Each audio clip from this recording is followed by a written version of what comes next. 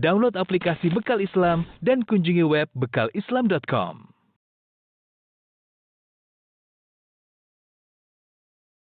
Bismillahirrahmanirrahim. Assalamualaikum warahmatullahi wabarakatuh. Alhamdulillahi ala ihsani wa syukru lahu ala taufiqihi wa amtinani wa asyhadu an la ilaha illallah wahdahu la syarika lahu ta'ziman li sya'ni wa asyhadu anna Muhammadan abduhu wa rasuluhu da'ila ridwani. Allahumma shalli alaihi wa ala alihi wa ashabihi wa ikhwani. Para pemirsa yang dirahmati Allah Subhanahu wa taala, pada kesempatan kali ini kita akan bahas tentang kisah Nabi yang mulia, Nabi Ismail alaihissalam, Ismail bin Ibrahim alaihissalam. Nabi Ismail alaihissalam, Allah Subhanahu wa taala sebutkan dalam beberapa ayat, di antaranya firman Allah Subhanahu wa taala, "Wadhkur fil kitabi Ismail." Wadhkur fil kitabi Ismail innahu kana sadiqal wa'di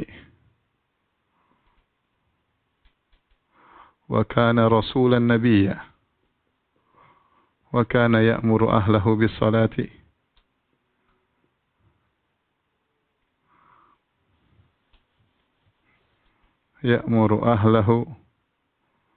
salati waz zakati wa kana 'inda rabbih mardiyya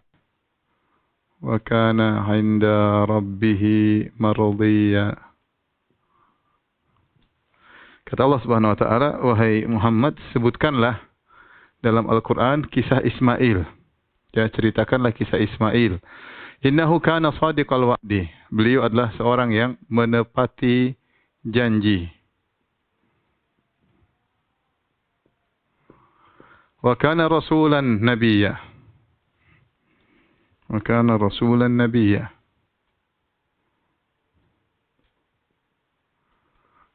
Seorang rasul. Wa kana ya'muru ahlahu bis salati. Memerintahkan keluarganya untuk salat dan zakat.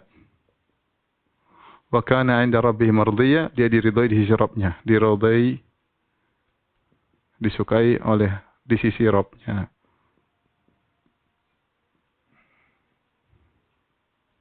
Inilah beberapa ciri Ismail alaihissalam. Kata Allah dalam surat Maryam, sebutkanlah dalam Al-Quran tentang kisah Ismail alaihissalam. Innahu kana shadiqal wa'di. Dia selalu menepati janji. Ini ciri yang pertama, Nabi Ismail alaihissalam selalu menepati janji. Yang kedua, dia seorang rasul. Yang ketiga, dia memerintahkan keluarganya untuk salat dan zakat. Yang keempat, dia diridhai oleh Allah Subhanahu wa taala. Adapun menepati janji, kata para ulama ahli tafsir seperti Al-Qurtubi dan yang lainnya, bahwasanya Ismail disebut dengan shadiqal wa'di. Kita tahu semua nabi menepati janji, tetapi Ibrahim ishtahara bidzalik. Dia masyhur dengan menepati janji. Di antara janji yang dia tepati adalah ketika dia ingin disembelih oleh ayahnya, dia mengatakan sajidun insyaallah sabirin, ya. Minas sabirin. Kau akan dapati aku, wahai handa, aku akan termasuk orang yang sabar. Dan benar, ketika Ibrahim akan menyembelihnya, dia bersabar, tidak mengeluh, tidak lari. Ya, oleh karenanya, seperti para ahli tafsir seperti Shinkiti, sebelumnya juga Tahir bin Asyur mengatakan di antara bukti menepati janji, dia berjanji untuk bersabar ketika disembelih dan dia tepati. Di antaranya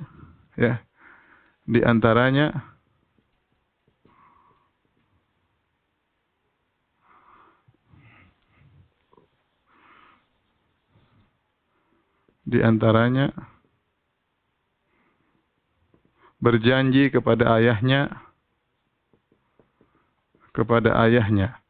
untuk bersabar ketika disembelih.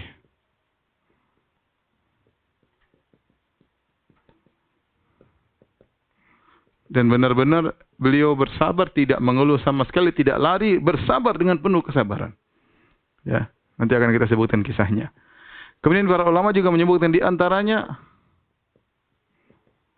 Ismail alaihissalam pernah berjanji ketemu dengan seorang suatu tempat.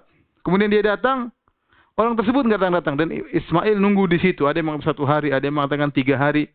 Setelah 3 hari baru orang itu datang. Tapi Ismail maksudnya dia sabar, nungguin orang, ya, nungguin orang sampai 3 hari. Sampai 3 hari karena sudah terlanjur janji.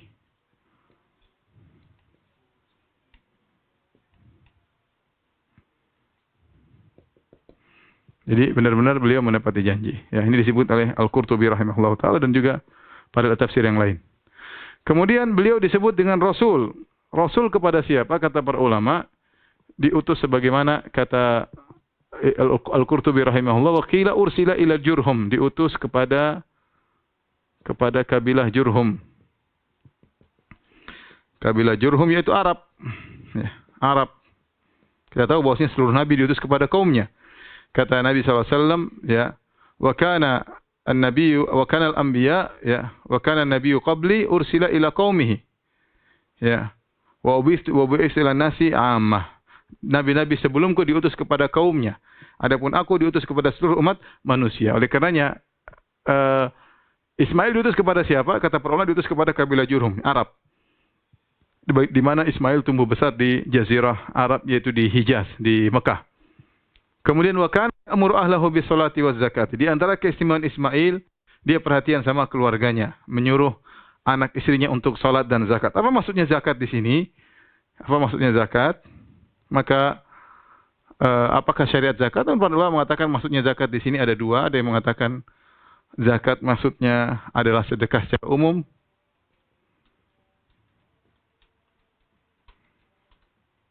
Ada yang mengatakan zakat maksudnya tazkiyatun nafs.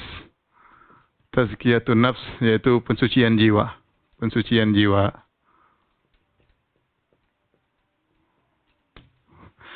Intinya Ismail alaihissalam punya perhatian terhadap keluarganya, ya. Dan ini tentu yang benar seperti itu, yaitu seorang perhatikan setelah dirinya dia perhatikan keluarganya. Seorang tidak boleh egois ingin masuk surga sendiri. Dia harus ajak istrinya, anak-anaknya untuk bisa masuk surga. Dan Ismail alaihissalam memperhatikan betul agar keluarganya salat dan untuk bayar zakat atau untuk sedekah, suruh bersedekah oleh beliau, dan dampaknya wa kana inda rabbih mardiyan. Dia diridhai oleh Allah Subhanahu wa taala karena selalu melakukan hal yang mendatangkan keridhaan Allah, maka dia pun diridhai, ya. Al jaza' min jinsil amal, ya. Balasan sesuai dengan perbuatan. Ya. Beliau selalu melakukan hal yang membuat keridhaan Allah, maka dia pun diridhai oleh Allah Subhanahu wa taala. Ada sisi kelima keistimewaan Ismail, di antaranya yang kelima, yaitu apa dalam ayat yang lain? Beliau bersama ayahnya Ibrahim yang membangun Ka'bah, Kata Allah Subhanahu wa taala, wa idh yarfa'u Ibrahimul qawaida minal baiti wa Ismailu rabbana taqabbal minna innaka antas samiul alim. Ya, dalam surat Al-Baqarah Allah mengatakan wa idh yarfa'u Ibrahim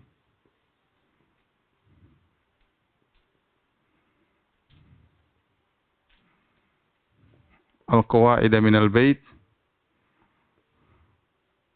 wa Ismailu. Tatkala Ibrahim mengangkat pondasi Ka'bah bersama Ismail.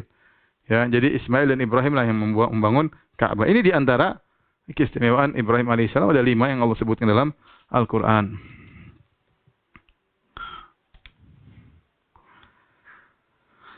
Oleh karenanya di antara sifat tercela adalah menyelisihi janji. Ya, orang menyelisihi janji itu merupakan sifat tercela. Sifat orang munafik, ya, dan orang yang menepati janji adalah sifat orang terpuji, sifat para anbiya dan para rasul. Taib. Para yang dirahmati Allah Subhanahu wa taala, bagaimana kisah lahirnya Ismail alaihissalam? Sudah kita jelaskan, ya, pada pertemuan sebelumnya dalam kisah Ibrahim alaihissalam, ketika Nabi Ibrahim alaihissalam diusir oleh Babil, oleh negerinya di Babil, Najam Numrud dan juga warga negaranya, rakyatnya semua mengusirnya, maka dia keluar dari Babil dengan berdoa, Rabbi habli minas salihin. Dia berdoa, ya Rabbku habli minas salihin. Ya Rabbku, anugerahkanlah kepadaku anak soleh. Jadi Ibrahim berdoa.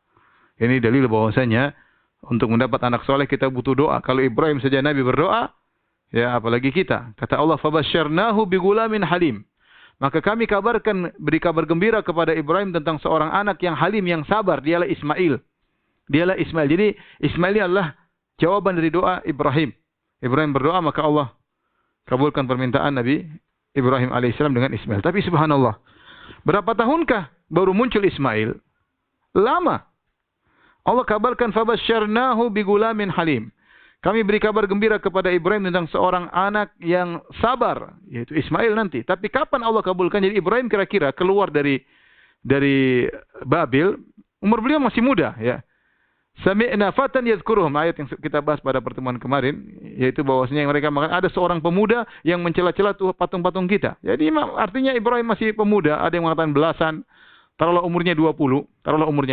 Kemudian dia pergi ke Haran menikah dengan Sarah, ya taruhlah umurnya 20 sekian. Kemudian kapan baru punya anak Ismail?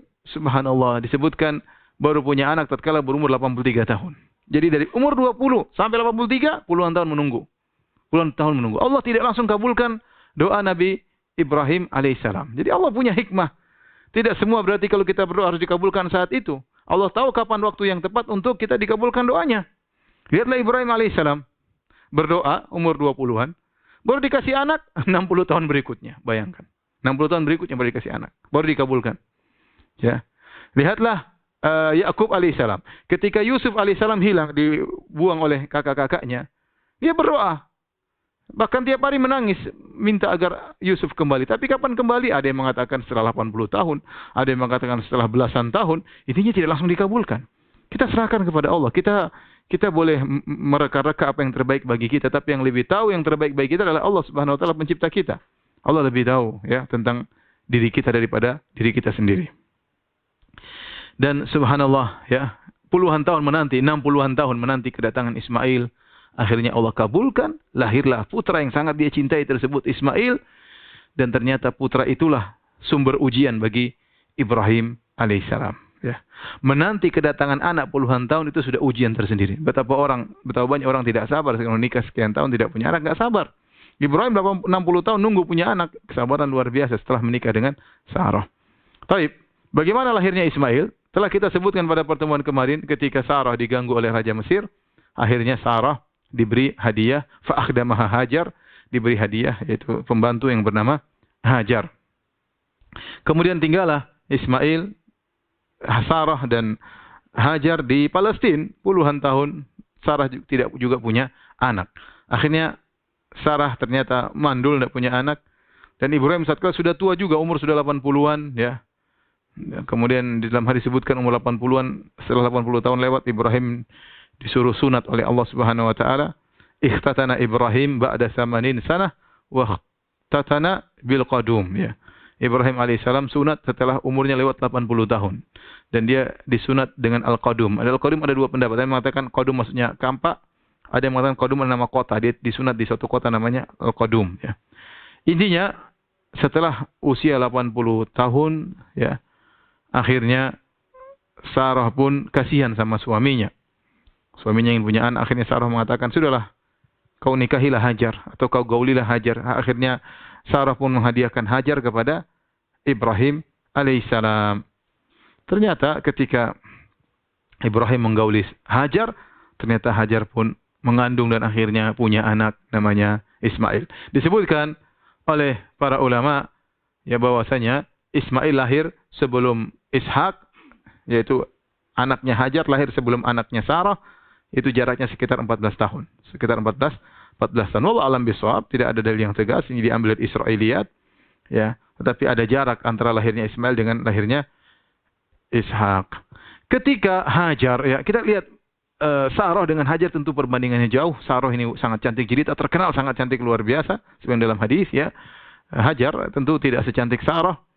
Tetapi ketika Hajar mengandung kemudian melahirkan seorang anak namanya Ismail, mulailah Sarah cemburu. Cemburu kepada pembantunya, bekas pembantunya.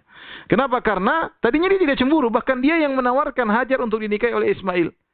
istilahnya Sarah yang mencarikan istri kedua bagi suaminya. Sarah yang mencarikan. Tetapi ketika istri keduanya tersebut memiliki apa yang tidak dia miliki, itu punya anak dan dia tidak punya, maka timbullah kecemburuan Sarah. Akhirnya Sarah cemburu kepada Hajar, ya, dan akhirnya Sarah dalam riwayat disebutkan bertekad untuk melukai atau memotong 3 anggota bagian dari tubuh Hajar. Marah, dia bersumpah saya akan memotong Hajar pada 3 bagian.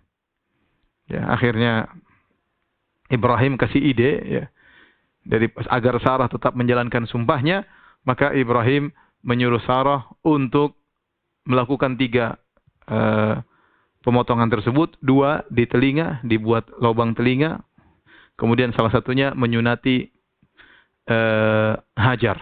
Jadi Sarah melakukannya 2 di lubang, 2 telinga dilubangi dan kemudian menyunati sunat kepada Hajar, ya. Dan akhirnya Sarah pun cemburu, ya. Sarah pun cemburu.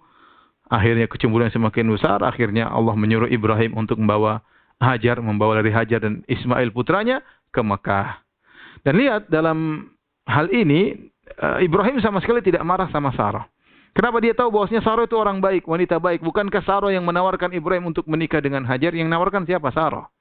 Dan Sarah wanita solehah. Tidak ada yang ragu tentang kesolehan Sarah. Tatkala semua orang kafir, Sarah beriman. Sampai Ibrahim waktu berjalan di Mesir, dia mengatakan, wahai Sarah, tidak ada yang beriman di atas muka bumi di Mesir kecuali aku dengan engkau. Luar biasa. Tatkala semua orang kufur, dia beriman kepada Ibrahim alaihissalam. Kemudian kita sudah buktikan Sarah begitu solehah. Buktinya waktu dia ingin digoda oleh Raja Mesir, dia berdoa, langsung tangan raja tersebut terbelenggu. Ketika dia berdoa, langsung terlepas. Dan ini menunjukkan luar biasanya Sarah, doanya langsung dikabulkan oleh Allah Subhanahu wa taala. Namun ketika dia cemburu, maka otaknya sebagian tertutup, dan itu biasa wanita. Tatkala cemburu, ya, kecerdasannya, akalnya tertutup oleh kecemburuannya. Oleh karenanya, ini juga dialami oleh Aisyah radhiyallahu taala anha. Tatkala Rasulullah SAW sedang di rumah Aisyah radhiyallahu taala anha, tiba-tiba ada banyak tamu, tiba-tiba ada istri yang lain dari istri Nabi itu madunya mengirim makanan. Maka Aisyah pun cemburu, maka dia pun memukul tangan pembantu yang membawa makanan dari madunya, maka makanan tersebut yang di atas piring jatuh, piringnya pecah, makanan berhamburan. Ketika Nabi melihat makanan berhamburan, Nabi pun mengumpulkan makanan tersebut dengan piring yang baru dari milik Aisyah. Kemudian Nabi berkata, gharat ummukum, ibunda kalian sedang cemburu. Ibunda kalian sedang cemburu. Maksudnya Nabi mengingatkan kepada para sahabat, jangan kalian mencela istriku, yaitu istriku Aisyah adalah ibunda kalian. Dia melakukan kesalahan ini kenapa? Karena dia cemburu.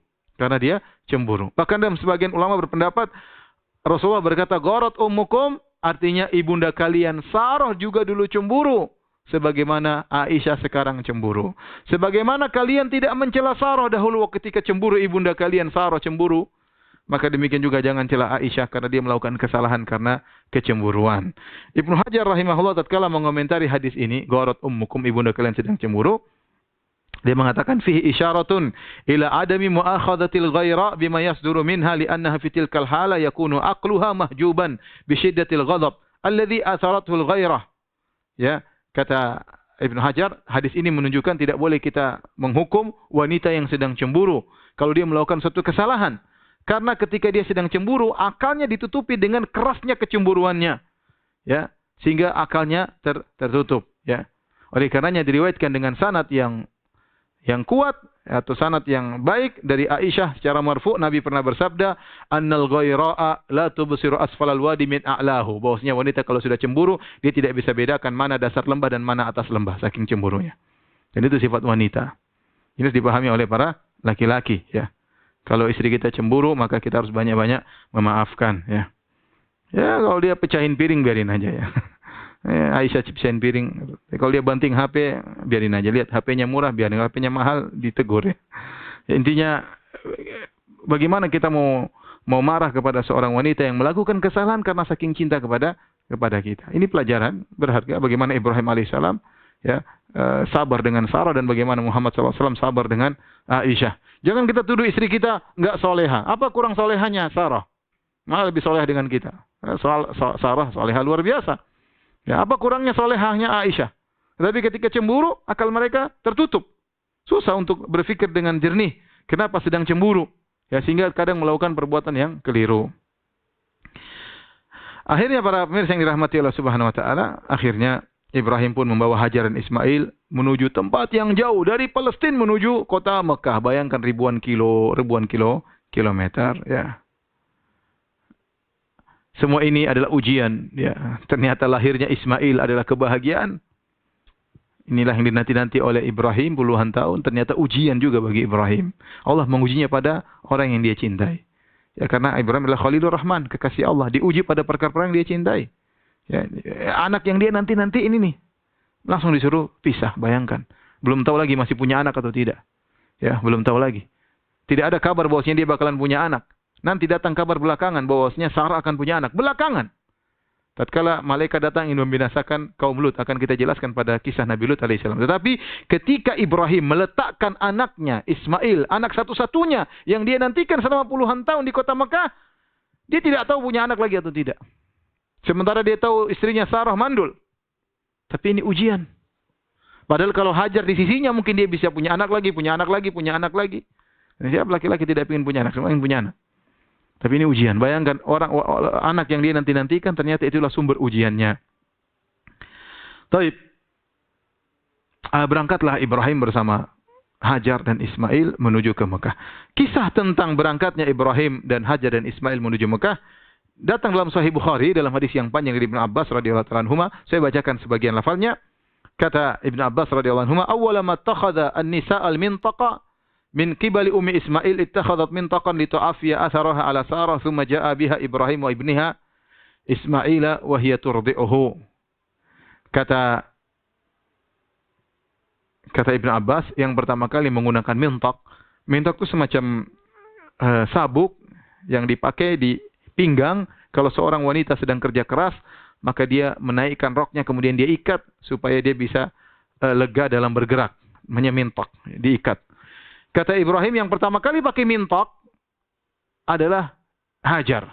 Buat apa dia pakai mintak? Dia macam sabuk dan kemudian ada ekornya. Buat apa? Itu kain panjang di belakangnya untuk menutup bekas kakinya karena dia sedang dikejar oleh Sarah. Bayangkan. Dikejar oleh Sarah maka dia memakai mintak supaya bekasnya tidak terlihat oleh Sarah. Sebagian ulama mengatakan dalam riwayat bahwasanya Hajar menggunakan baju pembantu untuk membuat ridho Sarah. Artinya Hajar yang mengatakan, "Wahai Sarah, jangan marah kepadaku, aku bekas pembantumu." Hajar bukan sedang menyaingi Sarah ya. Tidak ada dalil bahwasanya Hajar ingin menyaingi Sarah. Berbeda dalam Bible disebutkan bahwasanya setelah Hajar punya anak dia mentang-mentang dia menghina merendahkan Sarah. Itu dalam Bible. Dalam Islam tidak ada begitu. Dalam Islam tidak ada bahwasanya Hajar mentang-mentang kemudian merendahkan Sarah karena enggak punya anak, enggak. Tapi Sarah cemburu dan Hajar pun bahkan menunjukkan dirinya seorang bantu agar Sarah tidak marah. Dan ini adalah kemuliaan akhlak Hajar. Oleh karena saya ingatkan kepada ibu-ibu yang kebetulan mungkin ibu adalah posisinya istri pertama atau istri kedua atau istri ketiga, harus banyak-banyak bersabar dalam menghadapi kehidupan berpoligami ya. Sama-sama bekerja sama untuk bisa menegakkan syariat Allah agar suami bisa menegakkan syariat Allah Subhanahu wa taala. Kalau pas ibu adalah posisi istri kedua yang mungkin lebih muda daripada istri pertama, maka banyaklah mengalah ya. Banyaklah mengalah ya. Dan istri pertama juga harus berusaha untuk berbuat adil, jangan memaksa suaminya melakukan hal di luar kemampuannya. Dengan menceraikan istri keduanya atau yang lainnya dengan mengancam dan yang lainnya ingin merusak rumah tangga, pilih saya atau dia. Ini semua tidak disyariatkan, dosa ya. Rasulullah melarang seorang minta kepada suaminya untuk menceraikan madunya, enggak boleh. Hukumnya haram ya. Tapi intinya akhirnya karena kecemburuan Sarah memuncak, akhirnya Ismail pun dan Hajar dibawa oleh Ibrahim. Kemudian Ibrahim bawa putranya sampai di Mekah, suatu lembah yang situ akan dibangun Ka'bah. Lembah yang gersang, tidak ada sumber air, tidak ada tumbuhan, tidak ada orang sama sekali. Siapa yang mau tinggal di situ? Enggak ada. Ini ternyata tempat yang sangat dicintai oleh Allah Subhanahu wa taala. Ya, ahabul buqa ilallah Makkah. Tempat yang paling dicintai oleh Allah, kota Mekah. Apakah Allah mencintai kota Mekah karena suburnya, karena sungainya, karena indahnya? Tidak. Karena kota Mekah akan dibangun Ka'bah di tempat ibadah. Ya, Allah mencintai kota tersebut karena tempat ibadah. Maka kita harus tahu bahwasanya ukuran kecintaan Allah bukan karena kegantengan kita, karena bagusnya baju kita, bukan. Tapi karena iman kita.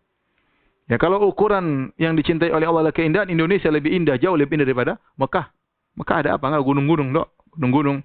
Belakangan baru muncul minyak. Dulu gunung-gunung, siapa yang mau tinggal di sana? Ya, gunung-gunung, bukit-bukit, kemudian lembah, enggak ada apa-apa, ya. Tapi Allah mencintai kota Mekah. Kenapa? Karena di situ akan dibangun Ka'bah, Baitullah. Akan disembah Allah di situ. Orang akan tawaf di situ, ya. Baik, ya. Ketika Nabi Ibrahim meletakkan putranya di tempat yang gersang, Nabi Ibrahim berdoa, Inni askantu min dzurriyyati biwadin ghairi dzi zar'in 'inda baitikal muharram. Rabbana liyuqimus shalah. Ya Rabbku, sungguhnya aku meletakkan sebagian anakku di suatu lembah yang tidak ada tumbuhan, tidak ada tanaman di sisi tempatmu untuk membangun Ka'bah, yaitu di dekat Ka'bah. Ya. Kemudian Nabi Ibrahim memberikan bekal kepada Hajar dan Ismail. 2 kantong, 1 kantong isinya korma, 1 kantong isinya air minum. Summa qafa Ibrahim muntaliqan. Setelah meletakkan bekal, Ibrahim pun pergi meninggalkan istrinya dan putranya. Ketika Ibrahim pergi, subhanallah, Hajar mengejar suaminya. Hajar mengejar. Bayangkan Ibrahim berjalan dari Palestina menuju ke Mekah, mungkin perjalanan ribuan kilo, ya, butuh perjalanan yang jauh, 1000 kilo lebih. Yang menemani istrinya. Begitu sudah sampai di sana, ditinggal begitu saja. Maka ini hal yang aneh bagi Hajar. Maka Hajar pun mengejar Ibrahim. Ibrahim terus berjalan, tidak peduli. Kemudian Hajar berkata, Ya Ibrahim, aina tadhhabu? Kemana kau pergi wahai suamiku? Tatruku nabi hadzal wadi. Kau tinggalkan kami, istrimu dan anakmu yang masih kecil, masih disusui di lembah ini. Alladzi laisa fi insun wala syai'. Tidak ada manusia untuk kita mengobrol-ngobrol, enggak ada. Wala syai', tidak ada makanan, tidak ada apa-apa di situ, tidak ada tumbuhan. Faqalat lahu dzalika miraran wa ja'ala la yaltafitu ilaiha. Hajar berulang-ulang menyampaikan, wahai suamiku, kenapa kau tinggalkan kami di sini? Kenapa? Ibrahim tidak menoleh sama sekali. Ibrahim tidak peduli dengan perkataan Hajar sama sekali. Tatkala Hajar menyadari enggak mungkin suaminya seperti ini. Dia kenal betul siapa Ibrahim, lelaki yang saleh, yang bertakwa kepada Allah, yang sayang kepada istrinya. Ketika dia sadar Ibrahim enggak mungkin melakukan hal yang aneh ini, maka Hajar berkata, Allahul ladzi amaraka bihadza. Apakah Allah yang perintahkan engkau melakukan ini? Qala na'am. Tatkala itu baru Ibrahim menjawab, na'am. Iya, Allah perintahkan aku seperti ini. Qalat, Hajar berkata, idzan la yudayyi'una. Kalau begitu Allah tidak akan mentelantarkan kami. Summa raja'at. Kemudian dia pun balik ngurusi anaknya. Ibrahim jalan terus sampai ketiga tiba di satu saniyah, tempat yang agak tinggi. Haitsu la yarawnahu. Tatkala anak istrinya sudah tidak lihat dia lagi, maka dia balik badannya menghadap Ka'bah, menghadap areal akan dibangun Ka'bah. Dia ingin mendoakan anak dia, hatinya hancur Ibrahim, hatinya sedih, tapi ini perintah Allah, mau diapain?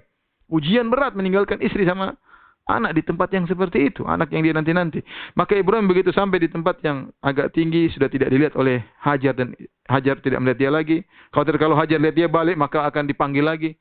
Maka dia pun balik menghadap ke arah Ka'bah, mengangkat kedua tangannya, kemudian dia berdoa dengan doa yang panjang yang Allah sebut dalam surat Ibrahim.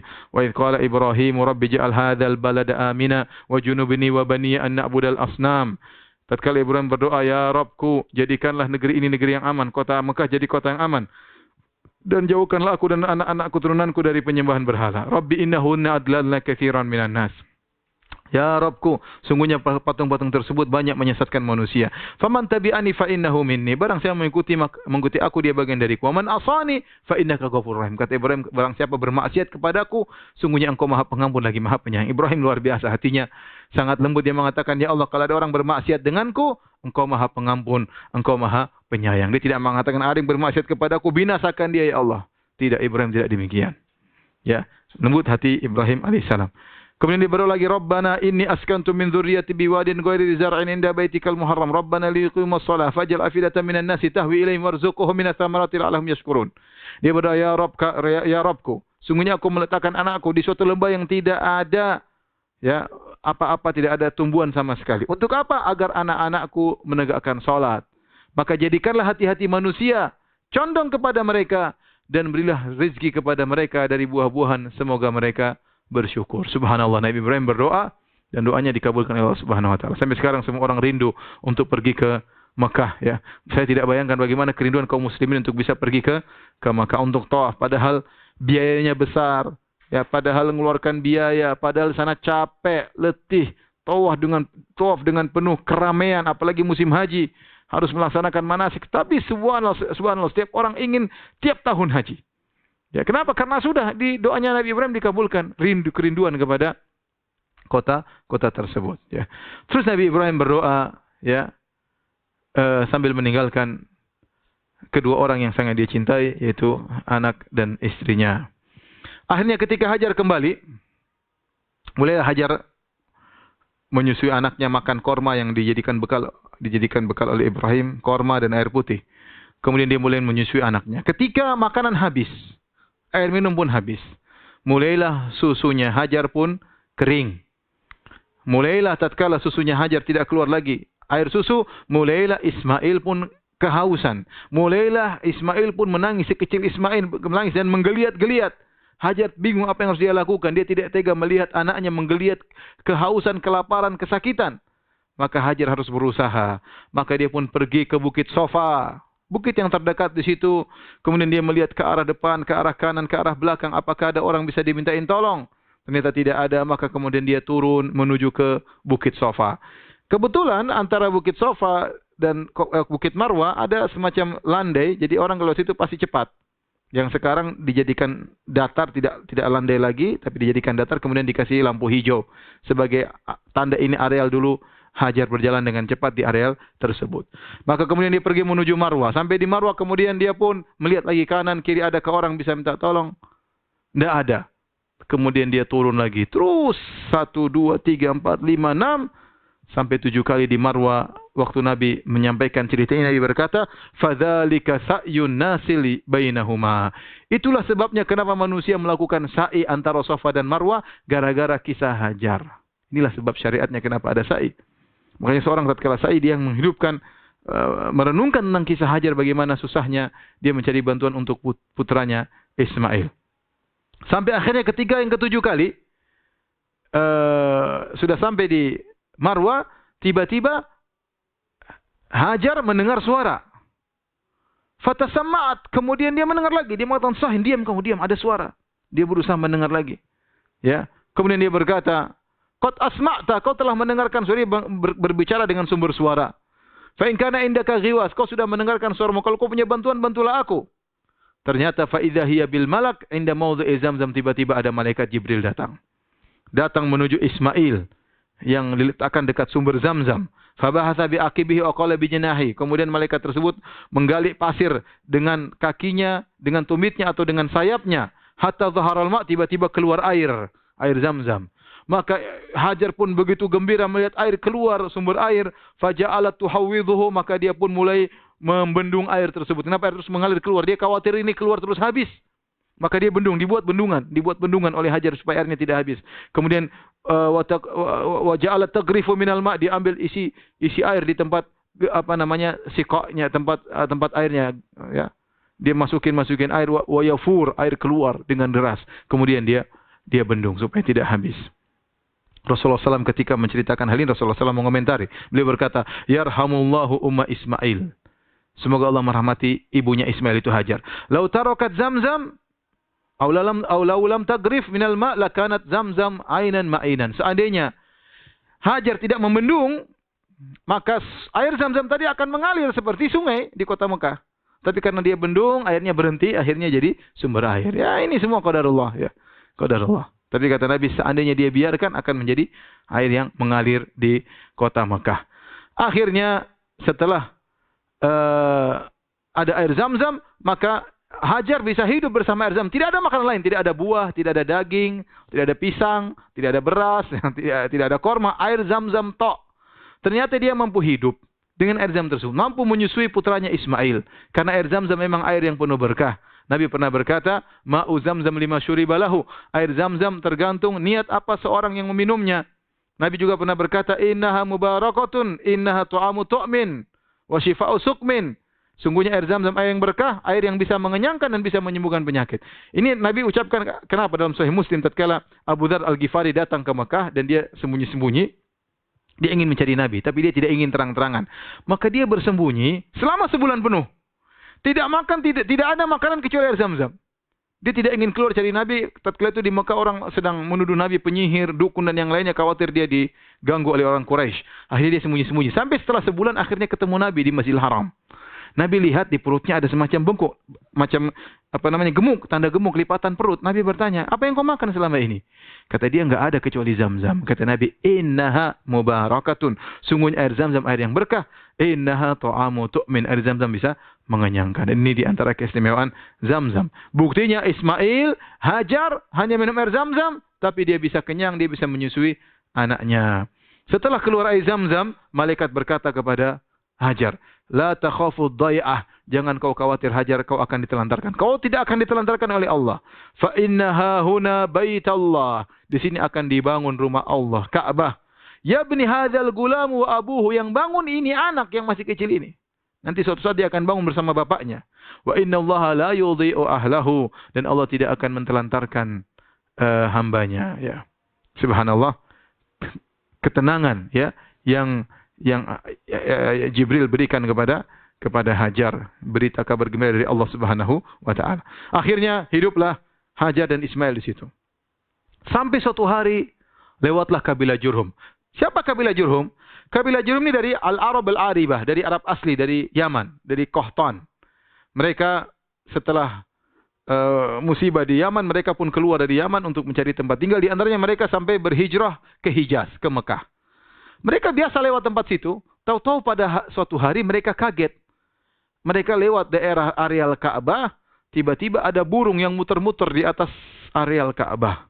Maka mereka berkata, inna hadza at-ta'ira la yaduru ala ma. Ini burung tidak mungkin muter-muter kecuali ada air di bawahnya. La ahduna bi hadzal wadi wa fihi ma. Setahu kita sering lewat sini, enggak ada air. Ini kok ada burung muter-muter situ. Coba cek. Akhirnya mereka cek.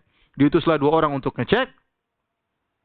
Ternyata benar ada air Zam-Zam. Ternyata ada penjaganya di situ. Penjaganya siapa? Hajar dan Ismail. Tinggal di situ. Akhirnya mereka pun datang. Kemudian mereka ngobrol sama Hajar. Mungkin pakai bahasa isyarat atau pakai bahasa apa. Intinya mereka berkata, ata'dzalina lana an nanzila indaki. Kau izinkan kami untuk tinggal bersamamu, wahai Hajar. Faqalat na'am. Kata Hajar, iya. Walakin la haqqa lakum fil ma. Tapi ini air milik saya, bukan milik kalian. Qalu na'am, kata mereka, setuju. Ya. Ini perlu kita ingat. Kenapa? Karena yang berhak menguasai Ka'bah adalah Ismail. Ya, karena itu air milik Ismail dan Hajar. Ya. Nanti akhirnya Ka'bah dikuasai oleh kabilah Jurhum dan anak-anak Ismail akhirnya diusir di kemudian hari. Jadi Hajar mengatakan, ya silakan kau tinggal bersama kami, tapi ini air adalah milik kami. Subhanallah, doanya Hajar terkabulkan. Waktu Hajar berkata kepada Ibrahim, wah Ibrahim, kau tinggalkan kami di suatu lembah. Laisa fi insun wala syai', tidak ada manusia dan tidak ada sesuatu pun. Ternyata Allah kabulkan. Ada air Zam-Zam dan ada tetangga. Datanglah kemudian suku Jurhum tinggal di situ bersama Ismail. Sampai akhirnya Ismail tumbuh, wa syabbal ghulam wa ta'allama al-arabiyyata minhum. Ismail bukan orang Arab. Dia orang Babil, bapaknya Babil. Kemudian dia tumbuh di Mekah dan dia kemudian belajar bahasa Arab dari orang-orang Arab. Sampai akhirnya wa anfasahum wa ajabum hina syabba. Bahkan dia yang paling hebat di antara orang-orang tersebut. Ya, tatkala dia tumbuh menjadi muda, dia menjadi orang yang hebat. Bahkan bahasa Arabnya lebih hebat daripada mereka. Dalam satu hadis Rasulullah SAW bersabda, awwalu man fataqallahu lisanahu bil arabiyyatil mubina Ismail. Orang yang pertama kali Allah buka lisannya untuk bisa berbicara dengan Arab yang baik adalah Ismail. Jadi Ismail dia bukan orang Arab. Tetapi ketika dia tumbuh di tengah-tengah orang Arab dan Allah ajarkan bahasa Arab kepada Ismail, jadi yang paling fasih daripada orang-orang Arab tersebut. Maka akhirnya Ismail tumbuh di sana bersama suku Jurhum, suku Arab asli. Akhirnya dia pun meninggal ya dengan salah seorang wanita dari kabilah Jurhum. Tidak lama kemudian akhirnya Hajar meninggal dunia. Hajar meninggal dunia. Mulai Ismail kemudian tinggal dan menikah dengan seorang wanita di daerah tersebut dari suku Jurhum. Baik, para misi yang dirahmati oleh Subhanahu wa taala. Ibrahim alaihissalam meskipun dia tinggal di Palestina, dia sering kali tengok anaknya. Dan para ulama menyebutkan dalam riwayat dia naik burak untuk menengok anaknya karena jarak jauh sekali. Ya. Sampai satu hari Ibrahim tengok anaknya Ismail. Ternyata Ismail lagi tidak di rumah, cuma ada istrinya. Maka Ibrahim bertamu, sudah sangat tua Ibrahim, ya sudah sangat tua ya, sudah hampir 100 ya. Maka dia bertanya kepada, hampir 100 tahun umurnya, sekitar 100 tahun. Maka dia bertanya kepada istrinya Ismail, mana suamimu? Kata istrinya, kharaja yabtaghi lana, sedang kerja cari nafkah buat kami. Kemudian Ibrahim bertanya kepada istri Ismail tentang bagaimana kondisi kalian, bagaimana kehidupan kalian. Maka istrinya menjawab, nahnu bisyarr, kami hidupnya buruk. Nahnu fi dhiq, kami dalam kondisi sempit. Wa syiddah, dalam kondisi sulit. Dikumpulkan semuanya. Syarr, syiddah, dhiq. Yaitu kami hidup sulit, kami hidup sempit, kami hidup buruk. Bayangkan, mengeluh. Fasyakat ilai, maka dia pun mengeluh kepada Ibrahim tentang kondisi rumah tangganya. Maka kata Ibrahim alaihissalam, dia tidak tahu ini mertuanya. Dia enggak tahu. Maka Ibrahim berkata, fa idza jaa zaujuki faqri'i alaihi salam. Kalau datang suamimu, sampaikan salam dariku. Wa quli lahu yughayyir atabata babihi, dan sampaikan kepada suamimu untuk mengganti atabatal bab. Atabah itu adalah kayu yang dipijak sebelum buka pintu. Ya, jadi bukan galang pintu, bukan daun pintu. Sebagian orang salah menerjemahkan atabah. Atabah itu semacam kayu. Jadi orang kalau masuk pintu ada kayu yang dia pijak dulu, baru kemudian kayu model zaman dulu ada kayu baru kemudian buka pintu, namanya atabah. Kenapa dikatakan atabah seperti wanita? Karena sama-sama mautu'ah. Ini bahasa Arab. Intinya akhirnya dia mengatakan kalau suami datang sampaikan untuk merubah pijakan pintunya. Falamma ja Ismail, tatkala Ismail datang, seakan-akan dia merasakan ada sesuatu. Dia mengatakan, hal ja'akum min ahad, apakah ada orang datang tadi? Qalat na'am, ada.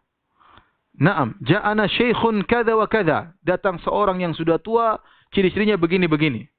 Fasa'alana anka fa akhbartu, dan dia tadi bertanya tentang dirimu, maka aku kabarkan tentang engkau. Wa sa'alani kaifa aishuna, dan dia bertanya bagaimana tentang kehidupan kita. Fa akhbartuhu, maka aku kabarkan bahwasanya kita dalam kondisi berat, dalam kondisi sulit, dalam kondisi sempit. Ismail bertanya, "Fahal awsaqi bi syai'in?" Apakah orang tua itu berwasiat sesuatu kepada engkau? Qalat na'am, iya. Amaroni an aqra alaika salam. Dia katakan agar menyampaikan salamnya untukmu. Wa yaqul ghayyir atabata babik, dan dia menyuruh engkau mengganti pijakan pintumu. Maka Ismail berkata, "Dzaka abi." Itu orang tua yang datang adalah bapakmu, adalah bapakku. Wa qad amaroni an ufariqaki, dan dia telah memerintahkan aku untuk menceraikan engkau. Ilhaqi bi ahliki fatallaqaha. Kata Ismail, pulanglah ke rumah orang tuamu, maka akhirnya diceraikan oleh Ismail alaihissalam. Timbul pertanyaan, kalau ada bapak kita bilang, nak ceraikan istrimu, boleh enggak? Kalau ada orang tua kita, bapak kita bilang, nak ceraikan istrimu, boleh enggak? Ada dalilnya.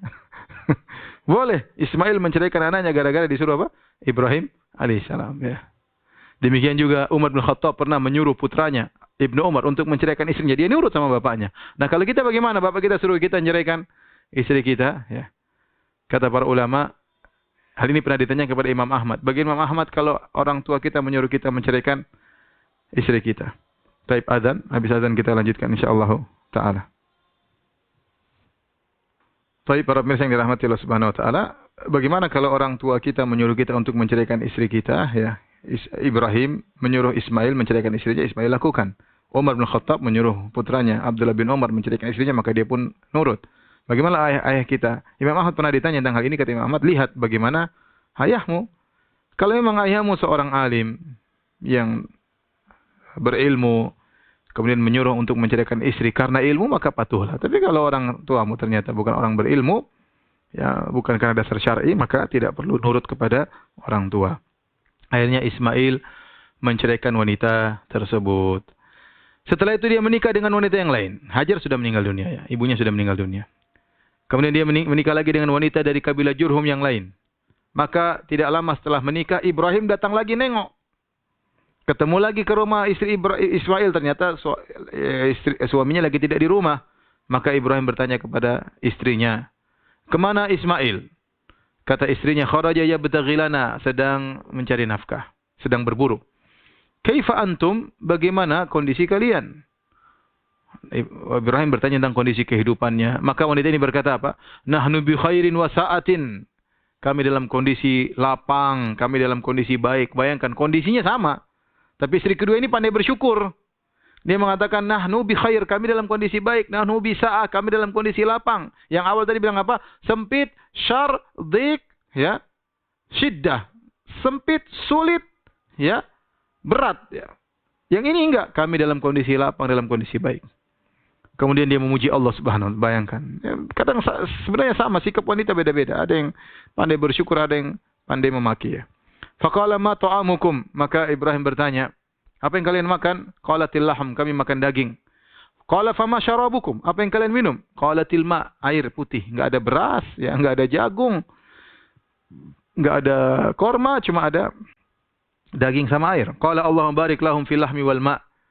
Nabi Ibrahim berdoa, ya Allah, berkahilah mereka pada daging dan air. Nabi SAW mengomentari, walam yakun lahum yawma idzin habbun, tidak ada biji-bijian tatkala itu di Mekah. Walau kana lahum da'a lahum fi, kalau seandainya ada biji-bijian di situ, Nabi Ibrahim akan doakan supaya berkah. Subhanallah, kebetulan di Ismail enggak ada beras. Seandainya Ismail makan beras, didoain oleh Ibrahim, maka beras akan banyak di kota Mekah. Tapi enggak ada, cuma ada daging sama air putih, itu yang didoakan. Fahuma la yakhlu alaihi ma ahadun bi ghairi Makkah illa lam yuwafiqahu. Dan subhanallah, di Mekah kalau cuma makan daging dan air saja tidak mengapa, perut tidak sakit. Di tempat lain orang kalau cuma makan daging dan air saja bisa mengalami sakit. Tidak misalnya tidak makan yang lain, tidak ada sayur, cuma daging air saja bisa mengalami sakit. Tapi untuk di Mekah tidak mengapa berkat doa Ibrahim. Kemudian Ibrahim berkata, fa idza jaa zaujuki faqri'i alaihi salam. Kalau datang suamimu sampaikanlah salam dariku. Wa murihi yusbitu atabata babihi, dan perintahkanlah kepada dia untuk mengkokohkan pijakan pintunya. Falamma jaa Ismail qala hal ataakum min ahad. Tatkala Ismail datang, Ismail bertanya kepada istrinya, hal ataakum min ahad, apakah telah datang kepada kalian seseorang? Perhatikan sini. Ismail mengatakan hal ataakum, padahal istrinya cuma satu. Ini boleh seorang mengatakan kepada seorang wanita antum, enggak ada masalah, ya. Hal ataakum. Ismail tidak berkata hal ataki. Jadi kita bilang kepada seorang, kita bilang assalamualaikum boleh, assalamualaikum boleh. Wanita assalamualaikum boleh. Ya, wanita saja kita boleh bilang antum, apalagi sesama orang. Misalnya kita bilang antum gimana, ya. Anta boleh, antum juga boleh, enggak ada masalah. Dalam bahasa Arab itu lapang. Jadi antum bilang antum itu salah, harusnya anta. Enggak, ini boleh dalam bahasa Arab. Antum penghormatan, kita bilang gimana kabar antum meskipun dia sendiri. Ya, kita boleh anta, boleh antum, enggak ada masalah. Ini boleh dalam bahasa Arab. Hal ataakum min ahad, apakah datang kepada engkau seseorang? Qalat na'am, iya ada. Atana syekhun hasanul hay'ah. Bayangkan dia orang yang mulutnya baik, suka husnudzon. Istri ini waktu ditanya, tadi datang seorang laki-laki, Masya Allah baik penampilannya. Beda dengan istri yang pertama, ada orang tua datang tadi. Titik. Ini enggak. Atana syekhun hasanul hay'ah. Datang seorang penampilan sudah tua, penampilannya bagus. Wa asnat alaihi, dipuji lelaki tersebut. Ya, orang tergantung cara pandang. Istri pertama pandangannya buruk, terus istri kedua enggak. Pandangannya baik, menghormati orang lain, suka bersyukur. Fasa'alani anka fa akhbartu. Dia bertanya kepadaku tentang engkau wahai suamiku. Fasa'alani kaifa aishuna, dan dia bertanya kepada kita tentang bagaimana kepadaku tentang kehidupan kita. Maka aku jawab bahwasanya kita dalam kondisi baik. Fa'usaki bi syai', apakah orang tua itu mewasiatkan sesuatu kepadamu? Qalat na'am, iya. Huwa yaqra'u 'alaika salam. Dia menyampaikan salam kepadamu, wa ya'muruka an tusbita atabata babik, dan dia menyuruhmu untuk mengkokohkan pijakan pintumu. Qala dzaka abi, kata Ismail, itu adalah ayahku. Wa antil atabah, dan engkau adalah pijakan kakiku, pijakan pintu. Wa amaroni an umsikaki, dan dia memerintahkan aku untuk mempertahankan engkau. Akhirnya Ismail berlanjut pernikahannya dengan wanita ini, dan lahirlah anak-anak, yang anak-anak Ismail tersebut disebut dengan Al-Arab Al-Musta'ribah. Ini sudah pernah kita singgung, Arab campuran. Ini sudah kita singgung ketika kajian tentang Nabi Hud. Jadi Arab, ya, ada 3 Arab. Al-Arab Al-Ba'idah,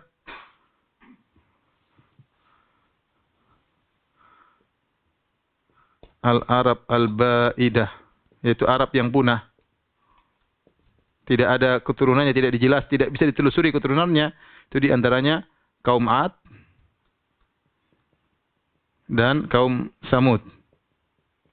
Itu kaumnya Nabi Hud dan kaumnya Nabi Saleh.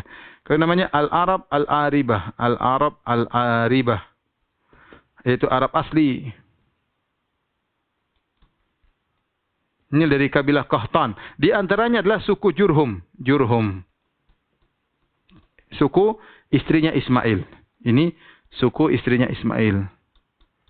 Suku istrinya Ismail alaihissalam.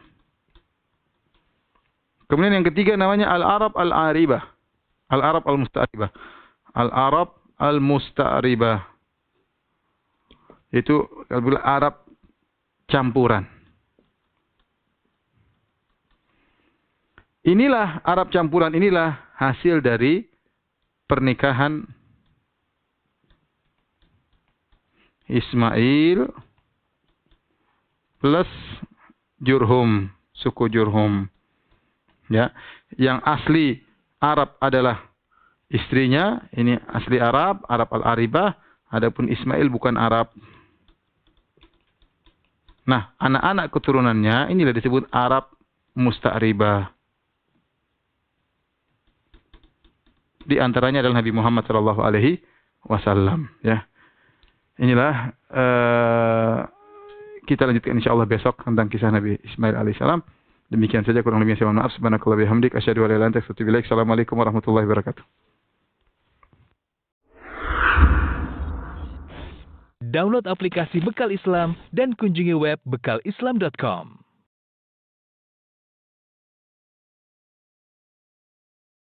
Muhammadan abduhu wa rasuluhu da'ila ridwani. Allahumma salli alaihi wa ala alihi wa ashabihi wa ikhwani. Para pemirsa yang dirahmati Allah Subhanahu wa taala.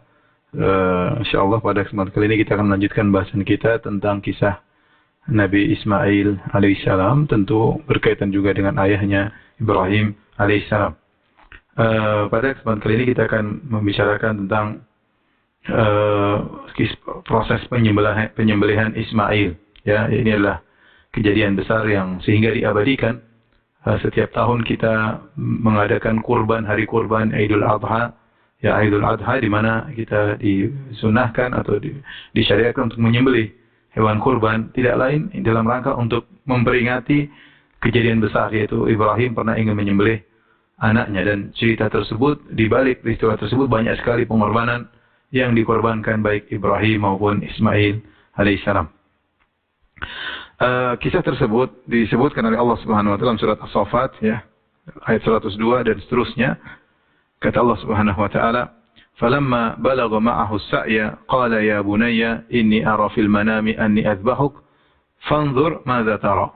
Qala ya abati if'al ma tu'mar satajiduni insyaallah minas sabirin. Kata Allah Subhanahu wa taala, "Falamma balagha ma'ahu as-sa'ya", tatkala sang anak sudah dewasa, yaitu sudah mampu bekerja bersama Ibrahim, yaitu sudah, istilah kita, sudah jadi orang, sudah siap melanjutkan tugas ayahnya, sudah bisa diajak kerja sama oleh ayahnya, yaitu di masa remaja. Ya, di masa remaja, tiba-tiba Ibrahim bermimpi. Ya, bermimpi bahwasanya dia menyembelih anaknya. Dia menyembelih anaknya. Kita tahu mimpi para nabi adalah wahyu. Maka dia pun datang kepada anaknya, dia berkata, "Ya bunayya inni ara fil manami anni azbahuk." Wahai putraku, aku melihat dalam mimpi aku menyembelihmu. Ya. Fanzur madza tara. Lihatlah bagaimana pendapatmu.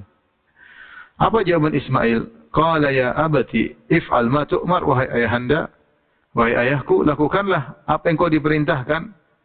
Satajiduni insyaallah minas sabirin. Kau akan dapati diriku insyaallah termasuk orang-orang yang sabar. Kita ingin gambarkan tentang kisah ini. Jadi Ibrahim alaihissalam, ya, punya anak Ismail, sudah kita ceritakan pada pertemuan kemarin, ya. Ismail lahir sekitar tatkala Ibrahim usianya 83 lebih atau 83 tahun. Kemudian harus terpisah dengan Ismail, diletakkan di kota Mekah. Kemudian Ibrahim bolak-balik tengok Ismail. Dalam satu kondisi, satu saat dia datang nengok anaknya Ismail tatkala masih remaja, dan dia ingin menyembelih putranya. Tatkala itu umur Ibrahim sekitar 100 tahun, Ismail sekitar belasan tahun, ya, masih remaja. Dan itulah puncak-puncak seorang ayah sangat sayang kepada anaknya. Tentu setiap umur ayah sayang sama anaknya. Tapi kalau anaknya sudah remaja, sudah jadi orang, sudah gagah, sudah siap mengemban dakwah misalnya, sudah siap melanjutkan tugas ayahnya, saat-saat itulah sang ayah benar-benar hatinya terikat dengan sang anak. Ya. Kalau anak, mungkin taruhlah kita ada orang anaknya meninggal usia mungkin 5 tahun, dia tentu sangat sedih. Tapi bagaimana kalau sang anak misalnya usia sudah 12 tahun, 13 tahun, 15 tahun, kemudian sudah nampak kegagahannya, kemudian meninggal dunia, itu lebih berat lagi. Lebih berat lagi. Oleh karena Allah Subhanahu wa taala tidak menguji Ibrahim untuk menyembelih anaknya kecuali tatkala Ismail sudah mencapai usia yang tepat yang di saat itu benar-benar kecintaan Ibrahim memuncak kepada putranya Ismail. Ya, jadi benar ujiannya berat. Ya, bisa jadi ini lebih berat daripada ujian Ibrahim dilempar di lautan api. Benar, lempar lautan api ancamannya kematian. Tetapi betapa banyak orang lebih sayang kepada putranya daripada dirinya sendiri. Dia mengorbankan bahkan jiwa dan raganya untuk anaknya. Ya, untuk anaknya. Ya. Bahkan sebagian ulama ada yang mengatakan kali itu Ismail masih anak satu-satunya. Ishak belum lahir. Ishak belum lahir. Ya. Yang zahirnya seperti nanti kita datangkan ayat menunjukkan Ishak belum lahir. Jadi masih anak tunggal kala itu. Ya, kita bayangkan. Jadi anak remaja, anak tunggal satu-satunya yang nanti kelahirannya puluhan tahun. Sekarang sudah remaja, sudah saat-saatnya disayang-sayangi, tiba-tiba disuruh untuk disembelih. Ini ujian sangat berat bagi Ismail. Sekali lagi, Ismail diberi gelar Ibrahim diberi gelar Khalilur Rahman, kekasih Allah, diuji pada perkara-perkara yang dia cintai. Kemudian beliau bermimpi, ya, beliau bermimpi. Dan kita tahu mimpi adalah derajat wahyu yang paling rendah. Mimpi adalah derajat wahyu yang paling rendah. Wahyu, sebagaimana penjelasan Ibnul Qayyim rahimahullah, bertingkat-tingkat. Yang paling rendah mimpi. Ini paling rendah. Yang kedua, malaikat menyampaikan wahyu. Inna ruhal qudus nafatha fi ru'i. Dalam hadis, yaitu malaikat Jibril mewahyukan ke dalam hatiku. Anna nafsa lan tamuta hatta tastakmila rizqaha. Bahwasanya jiwa tidak akan meninggal sampai sempurna rezekinya. Jadi yang kedua yaitu malaikat memberi wahyu.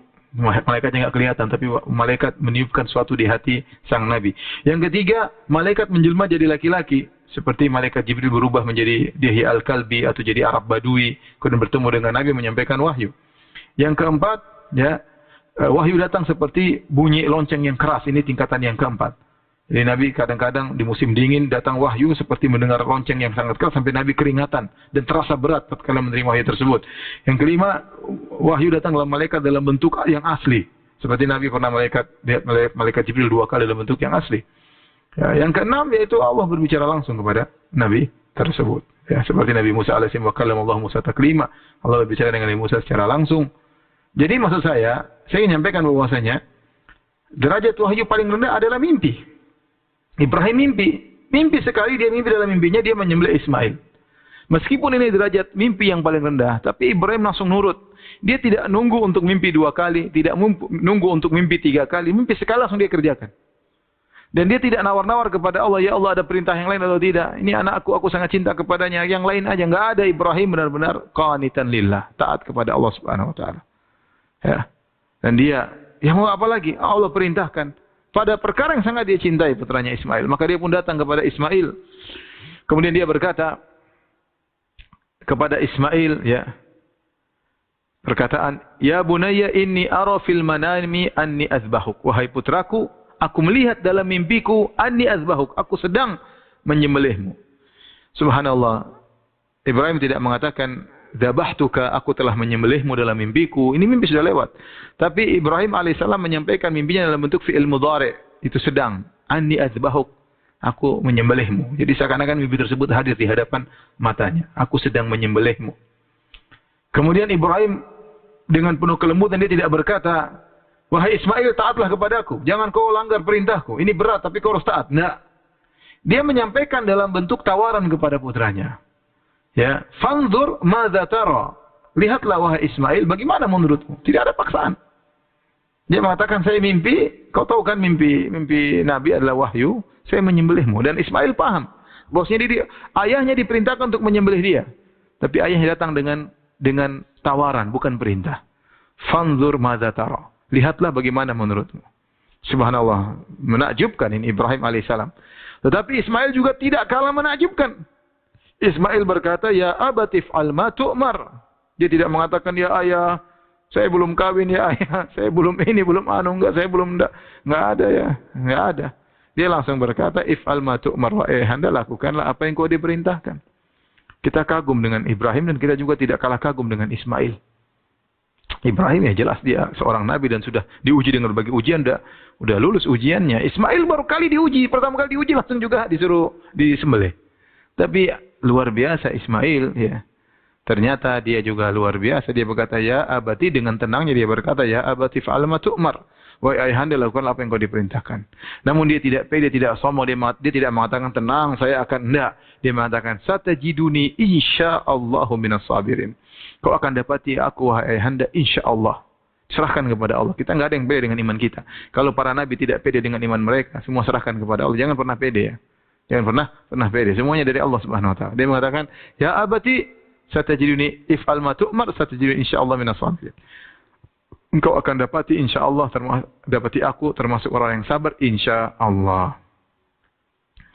Kemudian para pemirsa yang dirahmati oleh Allah Subhanahu wa taala, disebutkan dalam riwayat Ibnu Abbas bercerita, jadi tatkala Ibrahim alaihissalam ingin melaksanakan perintah Allah menyembelih putranya Ismail, maka datanglah syaitan menggoda. Ini riwayat disahihkan oleh Al-Albani rahimahullahu taala. Diriwayatkan oleh Al-Hakim, Al-Baihaqi, diriwayatkan juga oleh Imam Ahmad dalam musnadnya, dan disahihkan oleh Syekh Al-Albani rahimahullahu taala. Tatkala Ibrahim ingin menjalankan perintahnya menyembelih putranya, ya, aradallahu syaitan, yaitu lama Ibrahim atal manasik, datang ke daerah manasik, ya. Jadi waktu ingin menyembelih Ismail, Ibrahim melewati daerah manasik, Mina, ke arah Mina. Dan sampai sekarang ada, kalau kita lewat di areal antara Muzdalifah ke arah Mina, ada semacam tugu dibuat oleh orang-orang, katanya itu tugu, disitulah tempat dulu Ibrahim menyembelih Ismail. Wallahu alam bisawab, kita nggak tahu, tapi sampai sekarang masih ada tugu kecil. Dikatakan oleh orang-orang di situ, ya, bahwasanya itulah lokasi dahulu Ibrahim ingin menyembelih Ismail, tapi saya tidak tahu tentang riwayatnya benar atau tidak. Tapi intinya penyembelihan tersebut terjadi di lokasi Mina, itu sahih hadisnya, di daerah Mina. Maka Ibrahim alaihissalam datang untuk menyembelih putranya. Ismail sudah menunggu, ya, kan Ismail di Mekah, ya.